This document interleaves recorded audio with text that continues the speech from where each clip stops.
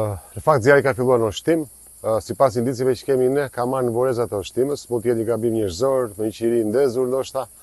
Megjithatë është për të vërtetuar pastaj nga instancat përkatëse. Megjithatë ka qenë një zjarr masiv, edhe reagimi ka qenë në kohë reale, qoftë nga të gjitha strukturat shtetërore, përfshi këtu zjarfiksen, Ministrinë e Mbrojtjes, FNSH-ja, forcat e policisë së shtetit, të gjithë kanë qenë në terren, prefekti, patjetër këtu me ne të gjithë, dhe një pjesë e mirë pothuajse është vënë në menaxhim, sepse kemi të paktën kemi evituar pjesën e banesave dhe njerëzve, pra që nuk ka pasur probleme me këtë aspekt. Megjithatë, udhëheqësja vazhdon të ketë problematika, siç e shikoni ju, kemi edhe një helikopter që po lufton nga ajri për ta normalizuar situatën. Pra jemi të gjithë këtu.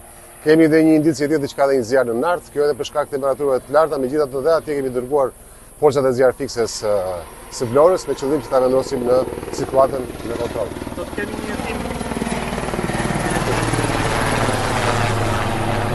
Është edhe zhuma helikopterit, hetim patjetër, strukturat shtetërore duhet marrin edhe masat për gjetur edhe fajtorin, sado që unë e them që mund të jetë edhe një gabim njerëzor, por që megjithatë, pse jo, nëse është e tillë të paktën të identifikojmë realisht ku ka gjeneruar problemi dhe si mund ta menaxhojmë pastaj në vazhdim.